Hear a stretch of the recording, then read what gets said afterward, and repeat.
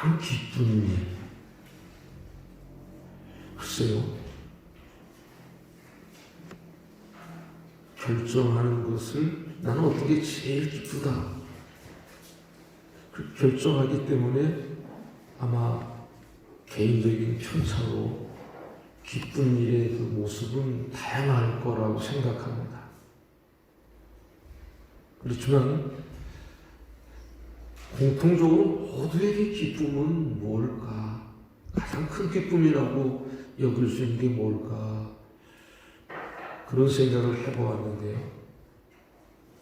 다름 아닌 한 생명이 태어나는 거구나 하는 생각을 쉽게 하게 되었습니다. 이유는 이렇죠. 태어나기 전에는 물론 임신 중에 있어서 뱃속에 있는 아이의 모습일 때도 있겠지만, 그러나 그때는 여전히 어미와 연결된 그런 존재로 있던 그가 이제 달이 차서 이 땅에 태어나면 태어나는 그 날을 그에게 특별히 주어지는 날이 돼서 생일이라고 그러죠. 그리고 아버지가 누구냐 어머니가 누구냐에 따라서 성이 주어지잖아요. 그리고 그가 태어난 곳이 물론 병원이 요즘 대부분이지만 그 지역이 어디냐에 따라서 출생지가 또 정해지잖아요.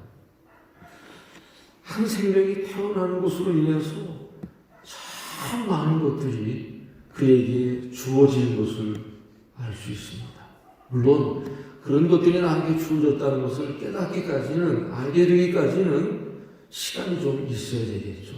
아, 내가 무슨 김씨래? 아, 내가 무슨 뭐래? 이런 걸 알기까지는 시간이 좀 필요하겠죠.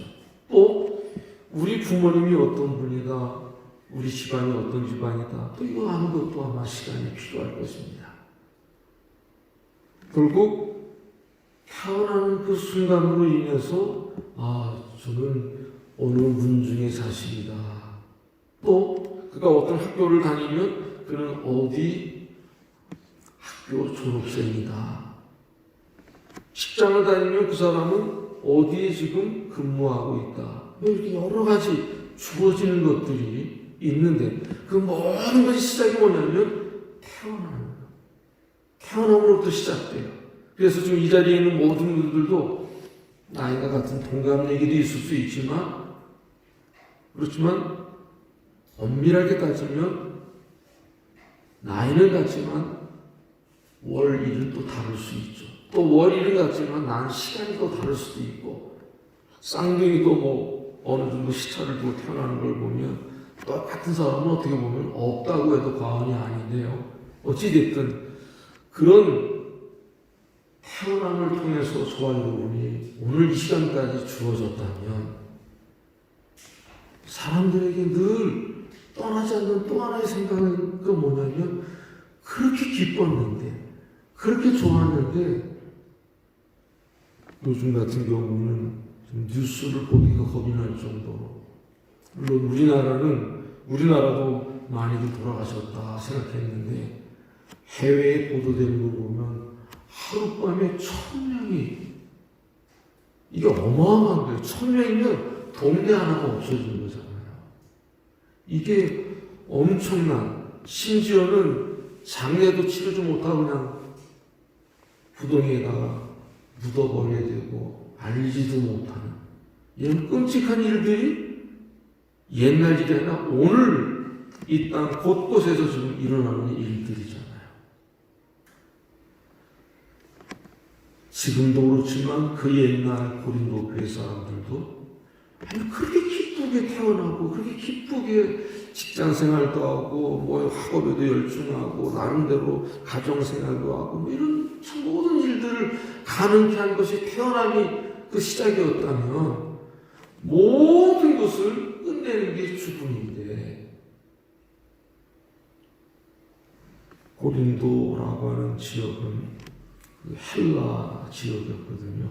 그러니까 그리스 문화가 깊이 종식되어져 있었던 그런 곳이에요. 벌써 세월이 좀 지났는데요. 오래전에 우리나라도 어느 대학의 교수님이 책을 하나 썼는데 책 제목이 재밌죠. 공자가 죽어야 나라가 산다. 이런 책 아마 여러분 기억하실 거예요. 그럼 무슨 얘기냐면 우리 대한민국은 가장 중요적인 게 뭐냐면요. 배운 사람이든 못 배운 사람이든 가진 사람이든 못 가진 사람이든 관원상제를 굉장히 중요시 여깁니다. 그리고 그 관원상제에서 서로 어떤 지켜야 될 도리가 있기 때문에 그 관원상제를 통해서 그저 여러 가지 많은 모습들이 나타나게 되는데 어쩔 수 없이 우리는 유교 문화 속에 오랫동안 조선시대 때에 있었기 때문에 그것을 우리가 무시할 수 없다는 것이죠. 그래서 체면 문화도 있고 또 양반 상놈도 반상계급이 분명히 존재했던 우리 조선시대였기 때문에 거기에서 알게 모르게 조선 문중이 어떤 문중인가 또 이게 적지 않게 중요해서 사람들에게 오르내리는 그런 이야기거리가 되기도 했잖아요. 그런데 오늘 우리가 읽은 성경 말씀은 고린도전서예요. 바울이 에베소라는 곳에 있으면서 고린도 쪽에 보낸 편지거든요. 그러면 편지를 쓸 때 절대로 그냥 쓰지 않잖아요. 그 사람들이 지금 무엇을 알고 싶어 하는지, 그들의 어떤 고민인지 이걸 다 알잖아요. 그런데 바울은 철저한 유대교 신자였던 그가 다메섹 도상으로 가는 도중에 하나님을 체험하고 나서 예수의 사람이 됐잖아요. 그야말로 그는 눈을 뜨고 살던 그가 눈이 멀게 되는 그런 기적적인 체험을 하게 됐는데 그 사람 만나면 잘못될까 두려워했던 사람인 아나니아의 손으로 기도함으로 그의 눈이 뜨게 되잖아요. 그러면서 그는 하나님을 체험하게 돼요. 그래서 도대체 당신이 누구냐 그랬더니 나는 네가 핍박하는 예수다 라는 이 음성을 듣고 바울은 하나님의 사람이었지만 예수를 인정하지 않던 그가 예수를 인정하는 사람으로 이게 바뀌어져 버렸어요. 그래서 그는 양쪽으로부터 공격을 당하는 같이 하나님을 섬기는 유대교의 사람들로부터는 변절자 소리를 듣게 되고 예수 믿는 사람들로부터는 저 거짓말쟁이다. 저거 언제는 우리를 어떻게든지 못 잡아서 안달복달하더니 저건 위장해서 오는 거다. 우리 누가 예수 믿는 사람들 색출해내려고 저러는 거다 해서 양쪽에서 어려움을 겪었던 그런 사람이 바로 사도 바울이잖아요. 그랬던 그가 놀라운 은혜의 체험을 통해서 그는 변화되어졌고 그래서 유대교 사람들로부터 엄청 맞아요. 심지어는 죽도록 맞을 때도 있었어요. 그런 어려움을 통해서 그는 그래도 살아도 난 주를 위하여 살 거고 난 죽어도 주를 위하여 죽을 거다라고 로마서 14장에서 고백할 정도로 예수의 사람이 됐어요. 예수가 아니면 모든 것이 의미가 없어서 내가 알고 있던 지식, 내가 알고 있는 이 모든 것들은 다 배성을 전 내가 버렸다. 난 주님이 최고다. 이 마음으로 살았던 그였고 그래서 1차, 2차, 3차 전도 여행을 떠나서 가는 곳마다 교회를 세우고 가는 곳마다 복음을 전파하는 이런 대단한 인물이 바울 사도였어요. 그 바울도 죽음의 문제가 얼마나 현실적인 문제인지 잘 알고 있었죠. 그럼에도 불구하고 우리 주님은 영원하십니다. 그분과 함께 한다면 죽음을 두려워하지 말아라. 그분이 우리가 똑같은 이 몸을 입고 이 땅에 오신 것은 일생 동안 죽음에 매여가지고 죽음이 무서워서 쩔쩔매지 않게 하려고 우리와 같은 몸을 가지고 오신 것이다 라고 히브리서 2장에서 잘 말씀해 놓았어요. 이 바울의 귀에 고린도 지역에 있는 사람들이 결혼 문제 가지고 시비가 있다는 것을 듣게 됐어요. 두 번째, 우상 앞에 드려진 제물을 우상 앞에 드려진 그 고기들은 시장에 나올 때 싸게 나오거든요. 가난한 사람들 그거를 사 먹을 수밖에 없어. 비싼 것 고기는 사 먹기가 어려우니까. 그럼 그 문제가 괜찮은 거냐? 이거에 대해서 시시비비가 있었어요.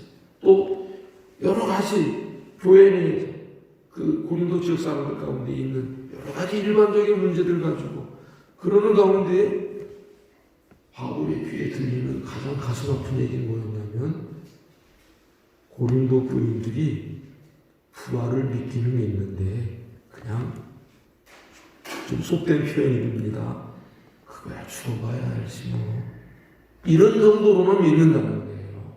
그러니까 바울의 마음은 아닌데 만일 부활을 그런 식으로 믿는다면 너희들의 믿음도 헛되고 모든 게 무의미하다.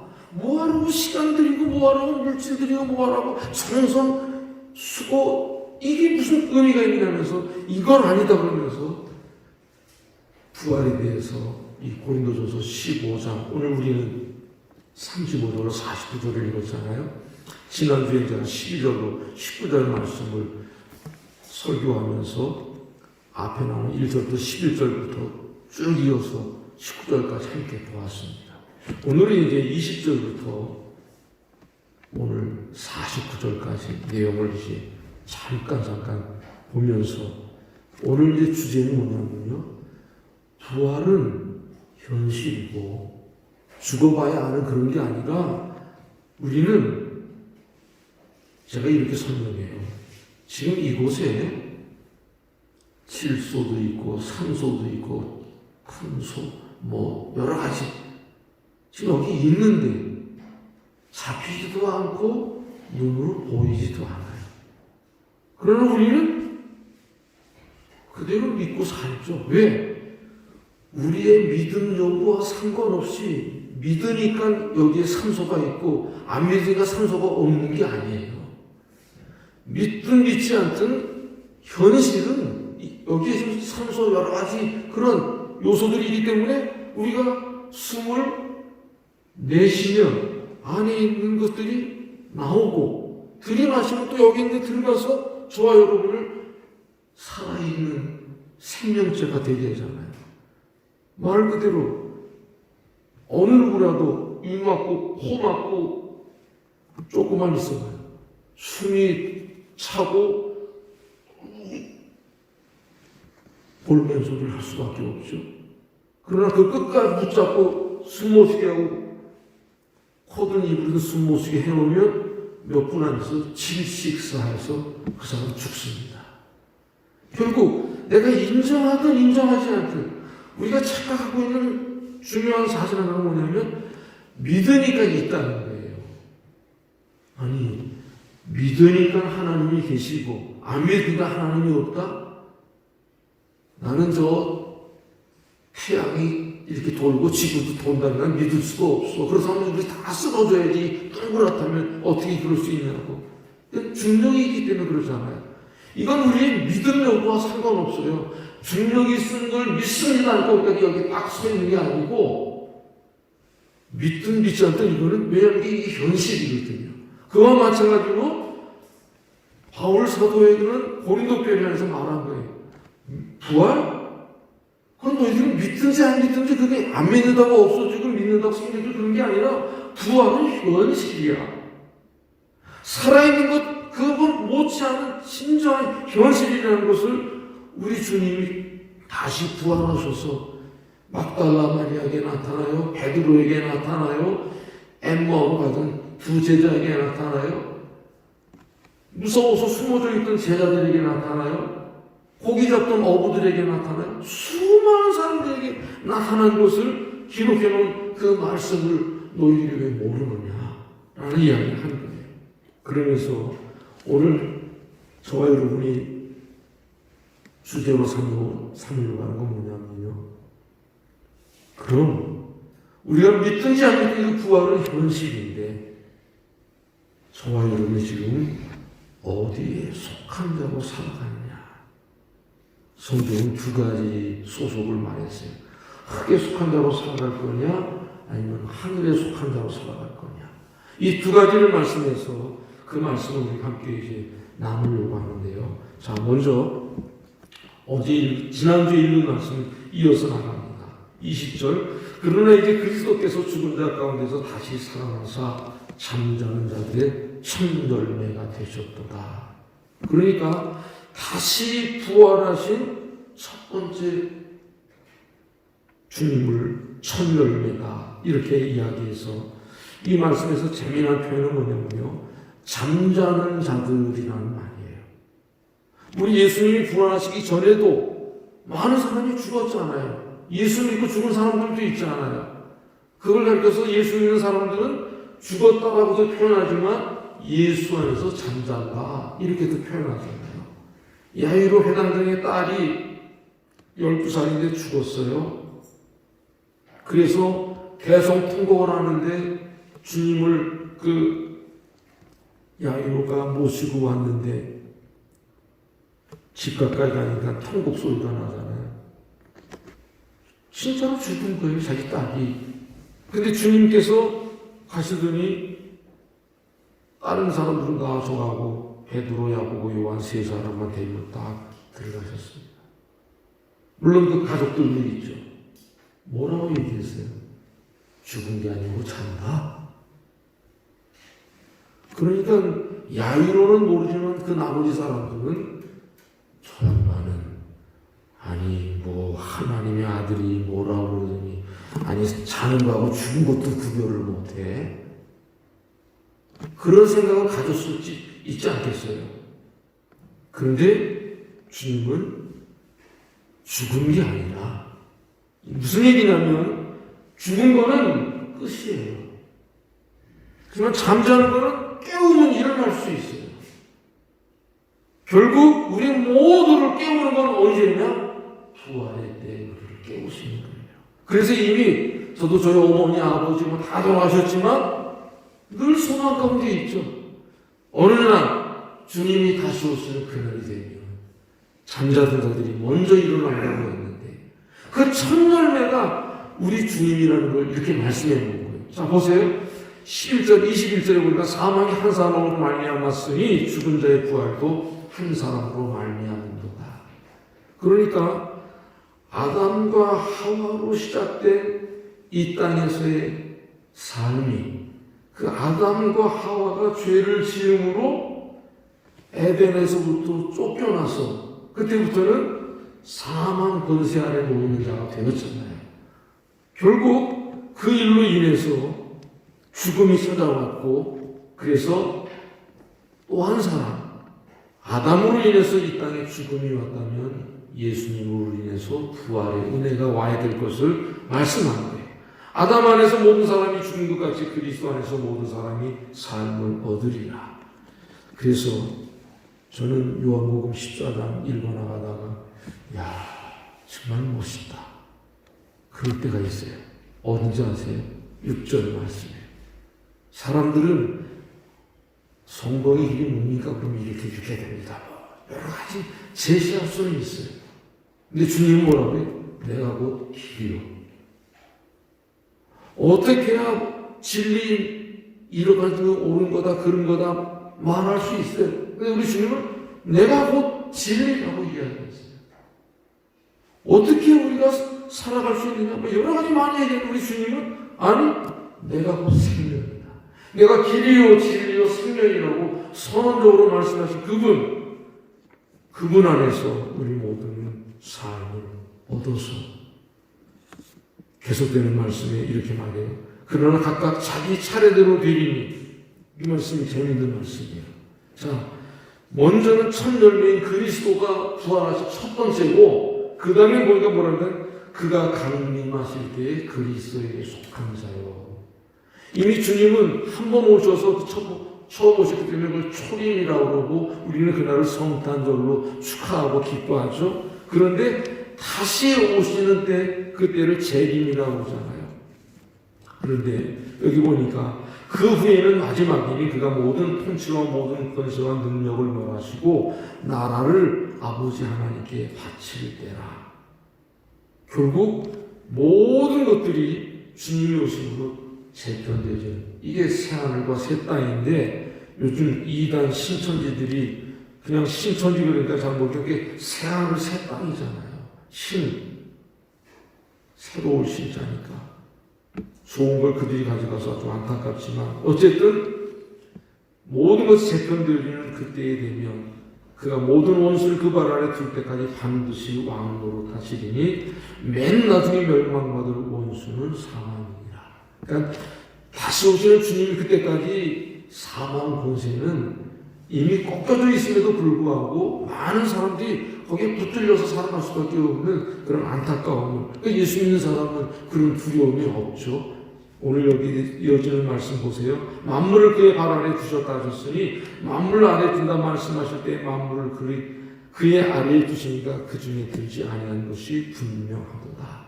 즉 주님은 만물 가운데 한 분이 아니라 만물을 지으신 분이기 때문에 만물 속에 들어갈 수 없는 그런 것이 분명하다. 그런 표현을 쓰신 거예요. 만물을 그에게 복종하게 하실 때에는 아들 자신도 그때에 만물을 자기에게 복종하게 하신 이에게 복종하게 되니 이는 하나님이 만유의 주로서 만유 안에 계시려 하십니다. 요한복음 1장을 통해서도 이 말씀이 잘 소개되어져 있어요. 또 창세기에서도 그 말씀이 소개되어져 있어요. 정말 모든 것이 주님이시라고 합니다. 요한복음 1장 1절 뭐라고 말씀하고 있어요? 창조할 때 말씀이 함께 하셨다라고 말씀해서 모든 것의 창조주이심을 말씀하잖아요. 만일 죽은 자들이 도무지 살아나지 못하면 죽은 자들을 위하여 침례를, 세례, 침례 같은 표현인데요. 밥티료라는 말인데 받는 자들이 무엇을 하겠느냐? 어찌하여 그들을 위하여 세례를 받느냐? 또 어찌하여 우리가 언제나 위험을 물을 수 있느냐? 이렇게 안타까운 마음을 가지고 바울 사도가 그러면 뭐 하려고 너희들이 세례를 받고 뭐 하려고 그렇게 하느냐라고 이야기하는데 이어서 누가 묻기를 어떻게 다시 살아나며 죽은 자들이 어떻게 다시 살아나며 어떠한 몸으로 오느냐 하니 이 오늘 본문 말씀이잖아요. 이제 구체적으로 묻는 거예요. 그래 그렇게 부활이 현실인다면 죽으면 다 썩고 먼지처럼 되어지고 흔적 없을 때 다 없어질 텐데 제가 저희 어머니를 이장할 때 보니까요 큰 뼈만 남아있고 작은 뼈는 다 없어졌더라고요. 그리고 끝까지 남아있는 게 이 치아 이게 오래 남아있는 거 그 이장하고 이제 그때는 다시 이제 화장을 해서 모셨는데요. 오늘 여기 나와 있는 말씀이 있는 것처럼 결국 저도 여러분도 아무리 잘해온다고 해도 흔적도 없이다 보니 다 먼지처럼 다 없어질 거예요. 그래서 이 고린도 사람이 생각하는 거죠. 그런데 어떻게 부활한다고 얘기를 하는데 그러면 부활했을 때 다 없어졌는데 먼지도 어디 있는지 흔적도 찾을 수가 없는데 어떤 놈으로 오냐. 이 궁금증을 가지고 있으니까 바울이 먼저 묻는 거예요. 죽은 자들이 어떻게 다시 살아나고 또 살아난다면 어떤 몸으로 오느냐 그럴 텐데 그럼 내가 이야기하마. 그래서 주신 말씀이에요. 어리석은 자야 내가 뿌리는 씨가 죽지 않으면 살아나지 못하겠고 이 대단한 말씀을 던지신 거예요. 결국 우리가 심는 씨앗이 땅속에 들어가서 죽어야만 열매가 맺어질 수 있잖아요. 씨앗이 그냥 그대로 있으면 안 되거든. 씨앗이 보면 그 안에서 이게 깨져요. 발화가 되거든요. 그래서 순이 나오고 줄기가 나오고 줄기 끝에 꽃이 피고 그리고 열매가 맺히고 토마토도 되고 호박도 되고 뭐 온갖 과일 뭐 온갖 것 다 되겠죠.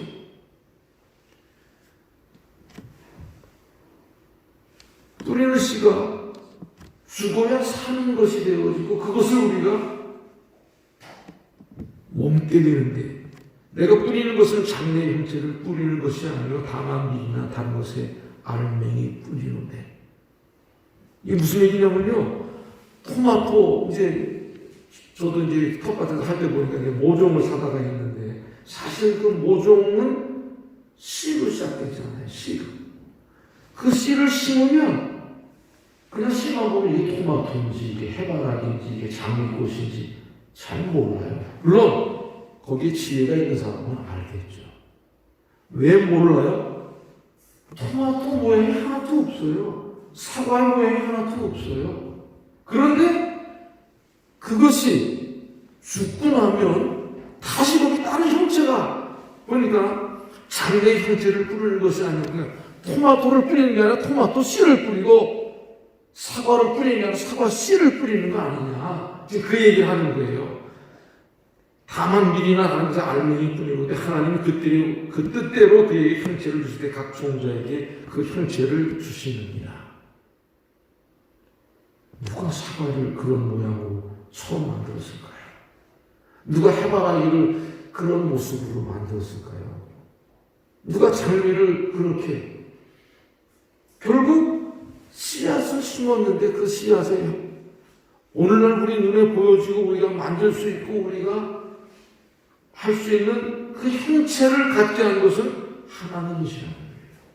그래서 하나님은 창조주라고 말씀하시는데, 형제들은 내가 그리스도 예수 우리 주 안에서 가진 바 너에게 난 나의 자랑을 두고 단언하는 나는 날마다 죽노라. 가끔 여러분이 이 말을 쓰더라고요.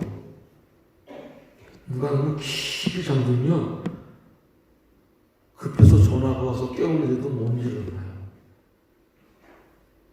그러면서 가끔 하는 말이에요. 아이고, 완전히 죽었네, 죽었어. 잘 못 일어나니까 그렇게 그냥 진짜 죽었다는 게 아니라 그렇게 이야기한다 이 말이에요. 그런 것처럼 저와 여러분은 사실 엄밀히 따지면 언제 주무시는지 모르지만 주무시는 그 시간부터 우리는, 아까 죽음을 우리 주님은 잠자는 거라고 표현했잖아요. 잠이 든 거잖아요.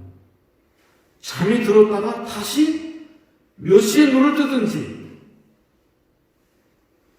새롭게 눈을 뜨면서 모든 것이 시작되잖아요. 그래서 바울은 항상 하나님 앞에서 주님, 오늘까지도 주님 은혜로 살았습니다. 이 밤에 제가 잠자리에 누웠는데 어쩌면 내일 아침에 저는 눈을 뜨지 못할 수도 있습니다. 라고 하는 그런 종말론적인 고백을 하고 바울은 항상 다음에 해야 되겠다. 다음에 아니라 항상 오늘. 그래서 가장 좋은 금이 백금이 아니라 지금이라고 하는 말이 있잖아요. 그 얘기예요. 그래서 난 날마다 내가 죽는다. 그래서 예수 안에 다시 눈을 떠졌을 때, 그래서 제가 여러분 평생 잊지 말아야 될 그 두 가지가 있는데요. 밤에 잠자리에 들 때 감사기도 하고 주무세요. 그게 마지막 기도일지도 모르잖아요. 불평하고 죽는 것보다, 누구 미워하고 불평하고 원망하는 것보다 그게 멋지지 않아요? 그리고 보니까 아침에 눈이 떠졌어요. 하나님, 지난밤에도 많은 사람이 부름을 받았을 수도 있는데 저에게는 생명을 연단시켜서 새 아침 주시니 고맙습니다. 이렇게 시작하는 거, 이 두 가지는 여러분이 잊지 말아야 돼요. 이게 우리의 인생이 되는 거거든요. 그게 쌓이면서. 계속해서 뭐라고 말씀해요? 내가 사람의 방법으로 에베소에서 맹수와 더불어 싸웠다면 내게 무슨 유익이 있으리요? 죽은 자가 다시 살아나지 못한다면 내일 죽을 터이니 먹고 마시자 아니라. 정말 부활을 믿지 못한다면 이렇게 되지 않겠냐는 거예요. 속지 말라. 악한 동무들은 선한 행실을 더럽히나니 깨어 의를 행하고 죄를 짓지 말라. 하나님을 알지 못하는 자가 있기로 내가 너희를 부끄럽게 하기 위하여 말하노라. 누가 묻기를 죽은 자들이 어떻게 다시 살아나며 어떠한 몸으로 오는 날이니. 앞서 말이 반복해서 죄송합니다. 이어서 말하는데 육체는 다 같은 육체가 아니니 하나는 사람 육체, 하나는 짐승 육체요, 하나는 새 육체, 하나는 물고기 육체라. 앞에 여기 말씀했잖아요. 씨를 뿌리는데 그게 어떤 형체를 가졌는지는 이거는 하나님께서 그 형체를 입혀주셔서 저와 여러분을 오늘 이와 같은 모습으로 살아가게 하셨는데, 그래서 여기 말씀한 거예요. 내가 너를 뿌리는 것은 육체는 다 같은 육체가 아니 하나는 사람의 육체, 짐승의 육체, 새의 육체, 물고기의 육체 각가지의 형체가 있는데 이 또한 하나님이 하시는 일인데 그 다음에 이제 오늘 우리가 주목해야 될 말씀으로 가고 있어요. 하늘에 속한 형체도 있고 땅에 속한 형체도 있으나 하늘에 속한 것의 영광이 따로 있고 땅에 속한 것의 영광이 따로 있으니 해의 영광이 다르고 달의 영광이 다르며 별의 영광도 다른데 별과 별의 영광이 다르도다. 죽은 자의 부활도 그와 같으니 썩을 것으로 심고 썩지 아니할 것으로 다시 살아나며 저도 여러분도 다 썩고 문드러지고 없어질 존재들이 되는 것을 분명하게 말씀한 것이에요. 그런데 거기서부터 다시 살아나는 것, 이게 부활이라는 표현을 쓰고 있는 거죠. 욕된 것으로 심고 영광스러운 것으로 다시 살아나며 약한 것으로 심고 강한 것으로 다시 살아나며 육의 몸으로 심고 신령한 몸으로 다시 살아나니 육의 몸이 있은즉 또 영의 몸도 있느니라. 결국 우리 모두가 다 별거 다른 줄 알았는데 결국 이렇게 귀하게 되어지는 이것을 우리가 눈으로 보고 우리 삶 속에서 경험되어지는 거 아니냐라고 이야기하는 거예요. 이어서 뭐라고 말씀해요? 욕된 것으로 심었어요. 그런데 영광스러운 것으로 다시 살아나고 예수 믿기 전에 저와 여러분은 어찌 보면 욕심이 잉태한 즉 죄를 낳고 죄가 장수한 즉 사망을 낳느니라 그 말씀 앞에 붙들려 있는 저와 여러분일 수 있다는 거예요. 그런데 죄의 삭은 사망이요 그리스도 예수 안에 있는 은사는 영생이니라. 예수 믿음으로 우리는 영생의 축복을 갖고 영생의 삶을 살게 되어진 것이죠. 그래서 말씀했습니다. 육의 몸으로 심어졌는데 신령한 몸으로 다시 살아나고 또 육의 몸이 있는 것처럼 영의 몸도 있지 않겠느냐 이 말씀을 하신 거예요. 그러니까 부활이 그냥 생각이 아니고 그럴 거다가 아니라 부활은 믿어도 있는 것도 아니고 안 믿는다고 없어진 것도 아니고 우리가 믿든지 믿지 않든지 부활은 현실이라는 걸 이야기하는 거예요. 제가 말씀드린 고린도 지역, 헬라 지역 사람들은 육은 못됐고 영은 귀하다고 생각해서 굉장히 금욕적인 삶을 사는 것이 어떤 지도자의 모습이라고 그들은 이야기했어요. 그래서 거기에 신치된 사람들이 성경에는 어떤 사람으로 등장하냐면 영지주의자들이에요. 영이 귀하고 육은 그렇지 않다. 거듭 말씀드리지만 영, 혼, 육을 다 보존하라고 했지 영만 귀하고 육은 그렇지 않다. 아니에요. 이 몸에서 이 육에서 영과 혼이 떠나가면 이건 아무것도 아니지만 지금 이 안에 우리 이 몸이 썩어질 것이지만 욕된 것이 될 거지만 이것이 살아있는 동안에 이 안에 영과 혼이 여기 담겨 있어서 너희가 성령의 결인 것을 알지 못하느냐 이렇게 말씀하잖아요. 그래서 말씀하는데 기록된 바 첫사람 아담은 생명이 되었다는 것 같이 마지막 아담은 살려주는 영이 되었나니 이 말씀을 꼭 붙잡으시기 바랍니다. 아담에 속한 삶을 살아가면 땅의 것을 바라보고 살아가요. 그리고 아담의 특징은 뭐냐면 불순종의 첫 번째 사람이에요. 불순종하는 삶을 자기의 당연한 삶으로 알고 살아가요. 그러나 두 번째 아담은 예수 그리스도는 순종의 표본이었어요. 그러니까 첫 번째 사람 아담은 생명이 되었다는 건 뭐냐면 살아있는 영이 됐다. 푸시케라는 말을 쓰는데요. 내가 살아있는 흙덩어리였는데 하나님이 거기에다가 생기를 불어넣으니까 사람이 됐는데 그 사람이 됐을 때 그 모습을 생명이라고 얘기했거든요. 살아있는 영이다 이 말이에요. 흙덩어리였는데 그렇게 되어졌던 그가 생명이 되었는데 마지막 아담은 살려주는 영이다.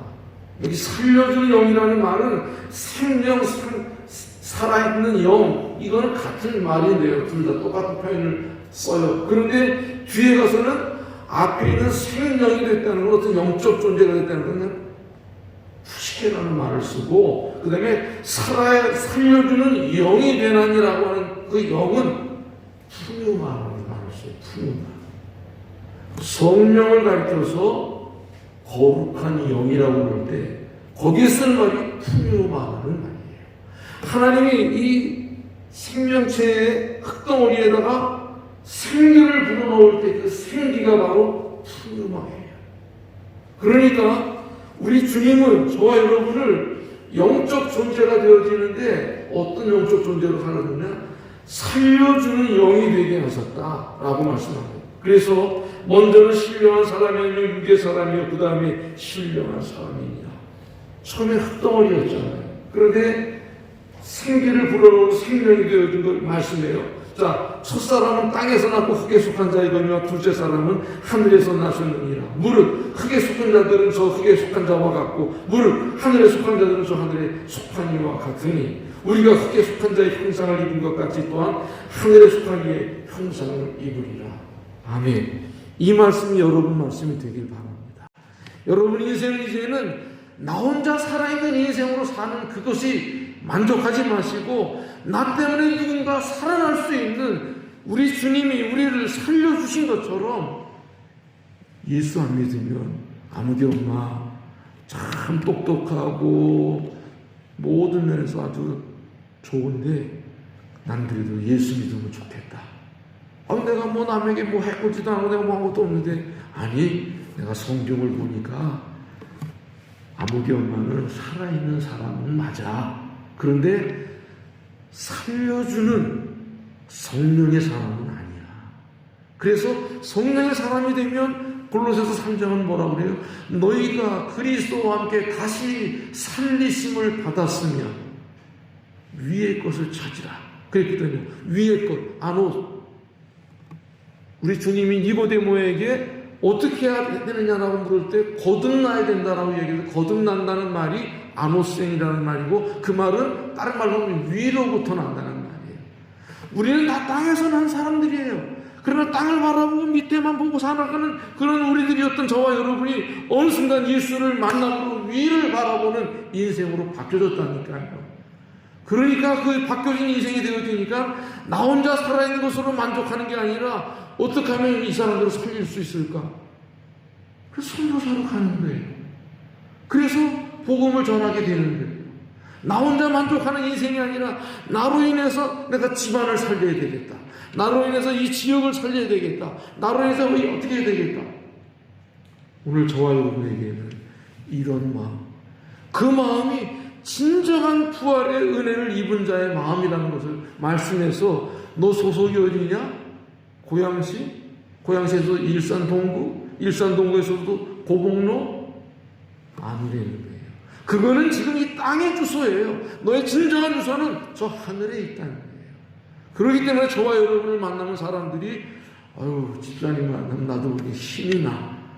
아유 장로님 만나면 나도 모르게 기분이 좋아져. 아유 권사님 만나면 나도 모르게 할 것만 같아. 이렇게 돼야 된다는 거예요. 그런데 여러분 가만히 따져보세요. 많은 사람들을 만나면 어떤 사람은요 참 저 사람 그거 먹었으면 참 좋겠어. 어떻게 저렇게 부정적이지? 어떻게 허구한 저렇게 그냥 느려 터지고 그냥 나태하고 그냥 자기밖에 모르고. 여러분 그런 사람들이 있잖아요. 그죠? 근데 나이가 많아서도 아니에요. 나이가 적어서도 아니에요. 적으면 적은 대로 많으면 많은 대로 그 사람하고 만나고 그 사람하고 함께하면 우리 마음이 뭔가 성령님에게 이끌리는 것처럼 저 사람이 하늘에 속한 자 맞네. 이렇게 되어질 수 있는 저와 여러분이 되어야 된다는 거예요. 다시 한번 여러분 마음속에 흙에 속한 자는요 바람을 두려워해요. 왜? 바람에 흩날려 버리니까. 먼지가 바람 불면 휘날려도 흔적도 없잖아요. 그런데 우리는 어떤 바람이어야 되느냐? 살려내는 바람. 여러분 잘 아는 이야기잖아요. 지나가는 행인의 외투를 어떻게 벗길 거냐? 바람이 강하게 바람이 불면 다 벗겨지고 만다 그랬더니 더 뻑뻑해요. 그런데 햇볕이 이제부터 내가 하죠. 그랬더니 햇빛을 쫙 내릴 때니까 야 무슨 날씨가 이렇게 더워. 하나하나 다 벗는 거예요. 여러분 욕심으로 살리는 거 아니에요. 내 주장으로 살리는 거 아니에요.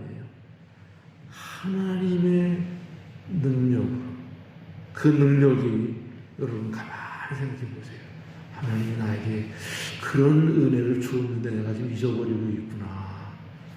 하나님 나에게 사랑을 알게 했는데, 하나님 나에게 기쁨을 알게 했는데, 하나님 나에게 화평을 알게 했는데, 하나님 나에게 오래 참는 걸 알게 했는데, 나에게 자비로운 걸 알게 했는데, 나에게 친절함을 알게 했는데, 나에게 충성된 걸 알게 했는데, 부드럽고 온유한 걸 알게 했는데, 절제를 알게 했는데, 이게 성령의 9가지 열매잖아요. 사랑, 희락, 화평, 인내, 자비, 양성, 충성, 온유, 절제. 이게 9가지 모습으로 나타나는 거예요. 그래서 여러분 모두가 다 그 9가지를 꼭 붙들고, 어떤 얘기는 사랑으로 다가가고, 어떤 얘기는 인내로 다가가고, 어떤 얘기는 자비로 다가가고, 어떤 얘기는 기쁨으로 다가가고, 어떤 얘기는 온유함으로 다가가고, 이런 식으로 해서 그 사람을 살려내는, 물론 기본적으로 저와 여러분이 살아야 되죠. 왜 우리가 성령 충만해야 된다? 사랑이 충만하면 성령 충만이에요. 기쁨이 충만하면 성령 충만이에요. 그런데 사랑 충만한데 기쁨이 없다? 그건 아니에요. 사랑, 희락, 화평, 인내, 자비, 양선, 충성, 온유, 절제, 이거는 다 햇빛이 있는데 우리가 볼 때는 한 건 줄 아는데 프리즘을 통해서 보니까 7가지 색깔이 나타나잖아요. 이것처럼 성령의 바람이 있는데 그 바람을 성경 말씀에 비춰보면 9가지 열매의 모습으로 나온다 이 말이에요. 그것을 여러분이 기억하면서 저 사람을 살리려면은 저 사람 일단 온유함으로 내가 저 사람 살리려면 내가 충성되어야 되겠다. 아니 충성만큼은 안 될 것 같은데 충성과 기쁨과 이게 같이 있어야 될 것 같은데, 여러분이 하나님께 기도하면 하나님 그렇게 깨닫게 해주실 거예요.